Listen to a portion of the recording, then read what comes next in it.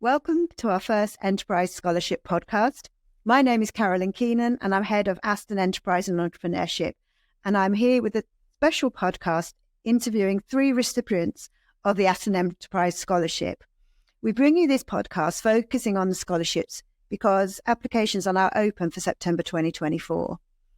The Aston University has entrepreneurship in its DNA from its origins in 1895 to the heart of our 2030 strategy, which describes Aston as inclusive, transformational, and entrepreneurial. We train business leaders, support businesses to grow and develop, and research entrepreneurial behaviour. In 2020, Aston was named as the Times Higher Education Outstanding Entrepreneurial University of the Year, due in large part to our leadership of the award-winning Be Seen student and graduate startup programme, which over the last 10 years has supported more than 800 startups to grow and launch. The Enterprise Scholarships is for students who want to study a master's degree and start a business after they graduate. On offer is one full scholarship of 100% of tuition fees, plus support from Aston Enterprise to help start a business after graduation. In addition, 2 runners-up will receive partial scholarships of 40%.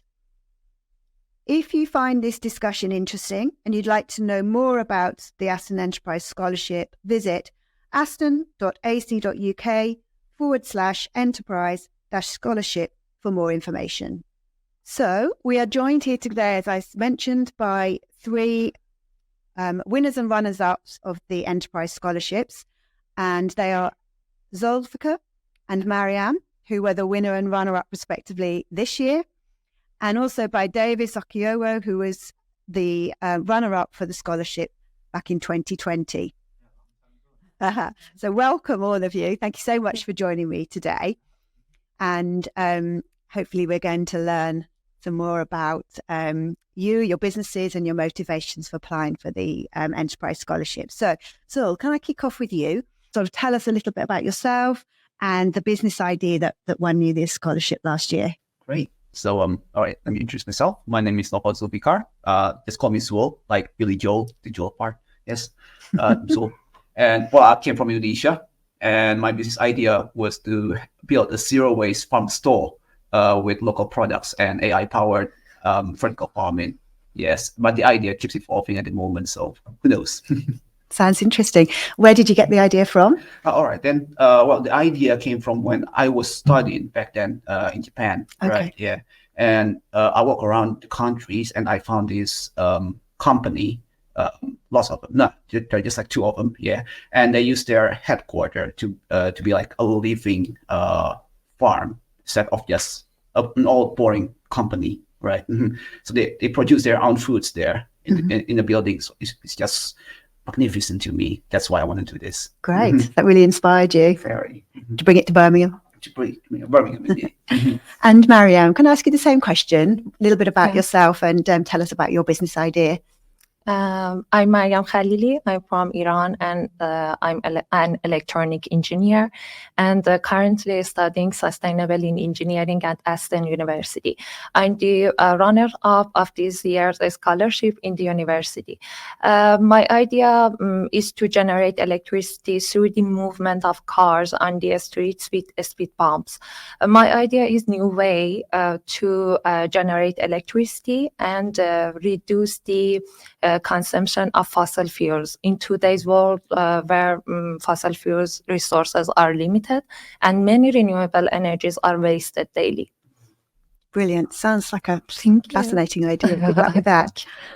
And Davis, obviously you were the runner-up, as we said, 3 years ago. So can you kind of cast your mind back to when you first came to Birmingham and tell us a little bit about your course and kind of the way you engaged with Aston Enterprise right from the kickoff? Yeah, thanks for having me once again.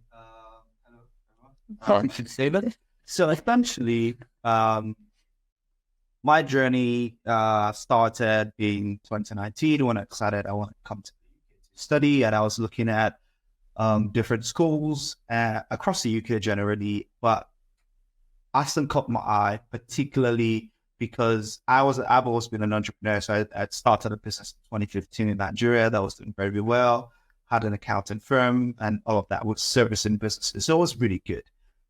And because I've always been entrepreneurial, I was looking for a university that would help me enhance my entrepreneurship skills, particularly because my intention was to grow global. Mm-hmm. So I wanted to, build new relationships, because everybody that I knew were Nigerians, being in Nigeria, but I wanted to be, somewhere where I could meet people from all over the world, where I could be deeply entrenched in entrepreneurship, and also that gave me a platform to actually implement those things. So my research led me to Aston, the Masters in Entrepreneurship course. At the time, I looked at it and it fit to a T everything I was looking for in terms of the teachers, the learning, the skill sets, and what it covered in terms of how to build a business. And remember, this was during the pandemic. So it was a great time to sort of do that reset.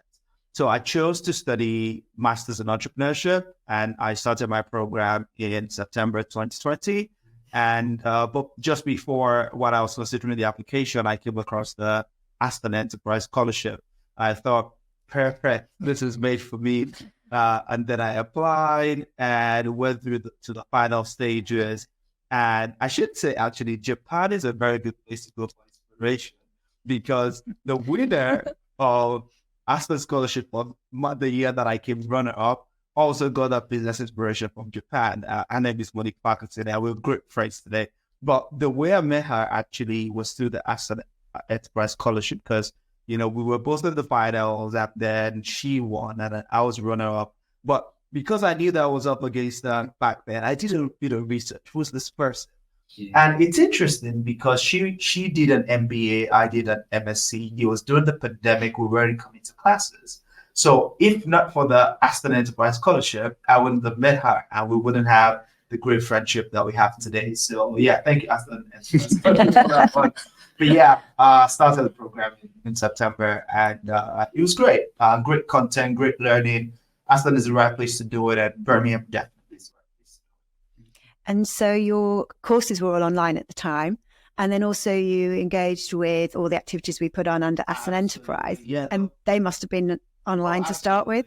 Because even while I was doing my research, those were the other things. Because I didn't just want to go to classes and get lectures. I was also particular about what entrepreneurship looked like in the university and what support it was that they offered. And I came across the BC program. I did a lot of research and saw that, you get all this free office space for a year more, and you get mentorship, you get advice, you get, direction from people that were on the ground, you get support to register your business, and you also get a startup visa at the time. After once you get on the BC program. So I looked at that and I thought, this is amazing. And then I found an Apollo program, which I didn't quite know what it was about, but I knew it was for entrepreneurship.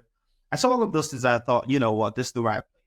And then even though while I was studying, it was during the pandemic, I was still able to engage with a lot of all of that support because it was still made available. A lot of it was virtual. So I participated in the Apollo program, which is a program to help, develop ideas.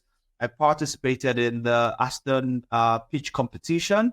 Yeah, there was a pitch competition as well. And then there was something else as well. There was the Apollo, there was pitch competition. I got into the BC program as well after my program.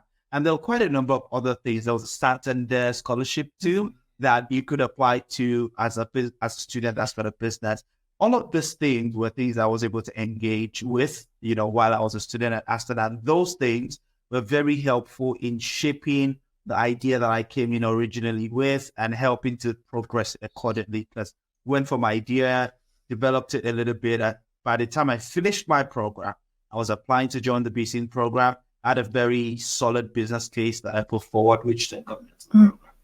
Fantastic. Thank you. You also founded the Aston Entrepreneurs Club, which is still going. Yes. But when I got here and doing all of those things, because it was virtual, there was very little interaction in between students. And there wasn't an entrepreneurs club for students. You had other societies like, marketing and the rest of them, but there was nothing for entrepreneurs. And then so myself and my co-founder and a very good friend of mine, Janani Prasad, were studying together MSc Entrepreneurship. We decided, we just create one. Yeah. So we created the Aston Entrepreneurs Club. It was a club for Aston students that are entrepreneurs. And the idea was to bring students together, to find co-founders, to develop each other's ideas, and also to then bring people from the Birmingham business ecosystem into the community to then, speak to students about what the ecosystem is like and the kind of support that they can get. And we're really proud of that accomplishment because the club is still going now 3 years after leaving the uni. So, yeah, fantastic. So, Zul, coming back to you. So you've just finished your first term at Aston of your master's. Imagine it's pretty full on. Yeah. So how do you think your course, now you've sort of done a year, how do you think your course in business analytics, isn't it, you're studying, how's it going to help you, do you think, with launching your business? And what other kind of support will you be reaching out for? All right. So yeah, I'm studying business analytics right now in Aston, and I found that it's going to be very helpful for my business idea because, well, business analytics, not only that, it's all about financial and how to get more profit, stuff like that, but it's also about efficiency, how to find ways to make things more efficient, right? In terms of, well, many things actually, supply chain, well, again, financial and stuff, marketing, the market reach out, something like that. And well, just currently, I've been starting on my dissertation, and I've been working a lot with supply chain, with this particular subject, supply chain, right? And well, there are lots of options that I can do about it, and it's very close to my business idea. And apparently, there are lots of support from the professor here in Aston, right? They are very knowledgeable in this kind of technology, and like, for example, one of them is very knowledgeable in this blockchain, and the other one is more about the natural language processing, which is the NLP, the one that ChatGPT use. Well, it's more like large language, but a downgrade of it. And yeah, they are always been able to be accessed to with me like anytime. Well, in the working hours, of course. But then yeah, that's the kind of support that I've received from the university, right? But then furthermore, I've also reached out to many other acquaintances that I know, right? Mm-hmm. Like, for example, I've been trying to join lots of societies here in Birmingham, right? And also, I've been also reaching out to my previous contact back in Japan, where she also funded me a couple of yens to start my business. But well, due to the pandemic, it got canceled, right? But maybe, who knows? Yeah, no, that sounds great. My luck now. You have to check out, there's a sort of zero carbon-free supermarket called Clean Kilo that's been helped launch a few years ago. So if you've got any time, you have to go down there and see Tom and find out how he's getting on. So, Davis, obviously now you've 3 years you've been in Birmingham, and I wondered if you could talk a little bit about the business you set up, but equally actually I know that you've got a role as an access to finance advisor in the city. So perhaps you could talk a little bit about how you came by that role and the sort of things that you're doing, because actually it might be of interest to Zul and Mariam for their businesses. Very, very happy to talk about that because I'm a huge fan of Birmingham, first of all. So everyone listen, I'm a huge fan and advocate for the city because it's a remarkable city, particularly, if you're a young entrepreneur, young professional. It's a great city that's got the city vibes and also has enough space for very good family life. But more importantly, to those of us that are entrepreneurs, you have everything that you need really at your fingertips. It's really close by. Whether it is developing an idea or prototyping. I mean, we've got 3D prototyping thing that Aston has on campus. There are other places outside of the university, but within the city where you can get prototypes made. You have incubators, you have accelerators, you have lots of activities happening in the startup ecosystem in Birmingham. So Birmingham is a very, very active and thriving startup ecosystem. It's just left to you to engage with it. And for me, I think, to your question, Carolyn, that was the key. Because I was very particular, when I was coming to do my studies, the study was, a first step in a larger step. The larger step was to build my business here and actually add value to the startup ecosystem, because I had been studying startup ecosystems for a long time. And Birmingham, is a growing ecosystem. So I thought I could do a lot here. So I was very intentional. Even though I was studying, I was engaging, meeting people, going to networking events virtually at the time. And, when the restrictions lifted, started going in person. And that for me is the first step that any student needs to take in terms of integrating with the city. Because the city is there. It's like having a gym membership.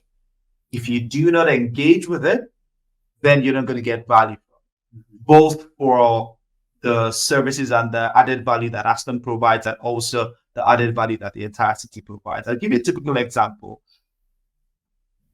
The moment I landed in Birmingham, in fact, before I landed in Birmingham, so I'm from Nigeria, for those who do not know, and before I left Nigeria, I'd reached out to a couple of people. So I'm going to drop their names because they're superstars. Daniel Evans and Omer Nalabal. So both of them run a Birmingham Enterprise community, which is a community for entrepreneurs, and they provide a lot of business support for people that are building businesses. Interestingly, they're Aston alumni as well. And I met them, I came across them for the first time in one of the, I think it was one of the Aston Enterprise clinics or something of that nature that I came across them. And then I followed up with them. So when I was coming to Birmingham, I'd reached out to them and said, guys, I love what you're doing. I think I can add a lot of value, and it would be great to sort of like have a conversation around that. And they simply told me, great, fantastic. Let us know where you're here. And then the moment I got here, I reached out to them, had a meeting with them, and 20 days after I landed in Birmingham, I started working with Birmingham Enterprise Community as an intern.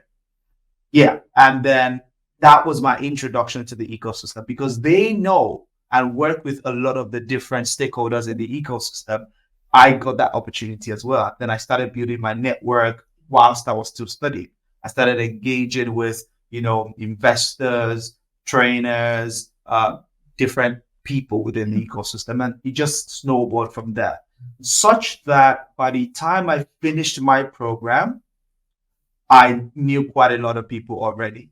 So I got on the BCM program, started building my business, but leveraging the network and the relationship that I had at Beck, because I started with Beck in February, and then my program finished in September. I stopped my internship with Beck in October.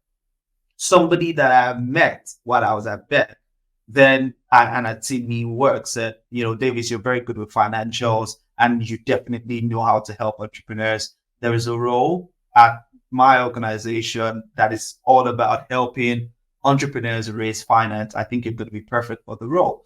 And they told me to apply. I applied, went through the process, and I got the job. So that's how I began my journey as an access to finance account manager in the city of Birmingham. And between then and now, I've since changed jobs from that organization. It was called the GBS Lab, Greater Birmingham Solihull Local Enterprise Partnership. I've since moved on to another organization called Oxford Innovation Advice, but still access to finance, investment readiness, helping entrepreneurs raise capital.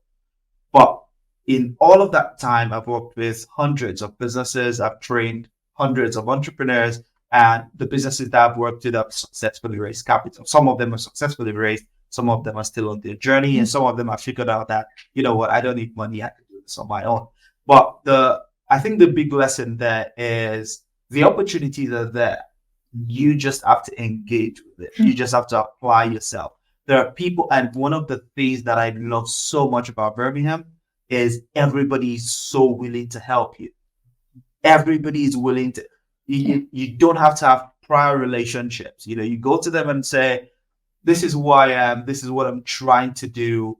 I don't know where to start. I need some support. Even starting with the Aston Enterprise team, the BCM team, they introduce you to one person, you engage really well, you get introduced to somebody else. Everybody's very willing to help. You just have to ask for the help and the engagement. Yeah, definitely. Thank you, Davis.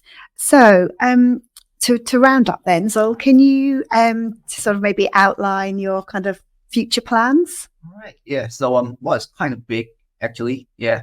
So it's 2024, right? And we can see that there are still like starvation all around the world there, right? But then this is what I want to solve with my business idea, to spread the access to the primary resources to humankind, is food, right? But then as in my experience, it was not really that possible to start this kind of business idea, like sophisticated, back in my country, because of the lack of access to electricity and technology and stuff like that. And I believe by just starting one here in Birmingham, in the city, it would be a great step towards solving that kind of problem, right? And later on in the future, maybe I can, spread this kind of knowledge to anywhere around the globe, right? So yeah, that's pretty much the dream. Sounds amazing. And I guess all of us around the table would want to help you with that endeavor. Yeah. Eat some fresh produce. Yeah. Well, I guess it is. And Mariam, how about you? What's your what does the future sort of steps look like for you? For future, I plan to make my project of electricity generation from speed bombs a reality by learning more about sustainable in engineering and finding a sponsor. I believe that my project can be a new way and eco-friendly solution to reduce our reliance on fossil fuels and create a more sustainable environment for everyone. My education in the field of sustainable in engineering is very aligned with my idea and has a great impact on the way that I look at my idea. Sustainable in engineering is about environment, people, reduce carbon share, and about renewable energies. And my idea is about electricity generation from the kinetic energy. And kinetic energy is one of the renewable energies. And I think they are in line with each other. Definitely. Yeah. It's great that both of your ideas actually are Thank you. very much needed. Thank you. Definitely. So, Davis, leave it to you to close the discussion, and could you maybe just give a couple of top tips for these guys starting out with their business idea in Birmingham, and also obviously for people listening who might be looking to do that as well? Okay, I mean, for starters, Birmingham is a great place, like I said. So the very first thing is engage, apply yourself. So that's the first thing. But the second thing as well that I always say to entrepreneurs is, once you figured out the core of your idea, just start implementing. Because you don't want to be the place where you're constantly changing and never starting. We call it analysis paralysis. You keep analyzing to the point where you're paralyzed and you're not taking any action. So once you figured out that the idea works, maybe, during your time as a student, you engage with Aston Enterprise, the BCN team, the Apollo program, and use all of those, provisions to improve the quality of your idea. Once you're sure that this is an idea I can implement, it would make money, and all of that, just begin to take steps towards bringing it to pass. And what that will do is it would force you to begin to engage with other people, because then you're going to start asking the question, who's the energy or sustainability expert in the city? Or, for example, the West Midlands, the region that we're in, has a very strong aerospace industry. You can begin to ask yourself, okay, what are the applications for my solution in that industry? Can I begin to speak to some engineers there? What ideas can they give me? That's what implementation does for you. It begins to put you into that place where you're forced to actually begin to engage the ecosystem for what it has. And if you do find that there's something that you need that it doesn't have, then you raise the question. And then we know that, okay, we need help here, we need support here. Can we get help from elsewhere? Because again, the beauty about today's world is you could get support from anywhere in the world. So that would be my top tip for you guys. And to every single person listening, if you're considering Aston University as a university and you are an entrepreneur, definitely make sure that you apply to Aston, because it's really, really going to be a massive step up in your journey as an entrepreneur. if you're considering cities in the UK, Birmingham is number one. It's the best city. Trust me when I say that it's the best city. It has everything that you would need, particularly, as a young professional or as an entrepreneur. And if you're building a business anywhere in the world, my top tip for you is be consistent, keep executing on a day-to-day basis. Business would take you to the highs and take you to the lows. But ultimately, if you're consistent, if you stick with it, and if you keep implementing and learning new things every day, then you're going to find out that at the end of the journey, it's going to be a remarkable time. So, yeah.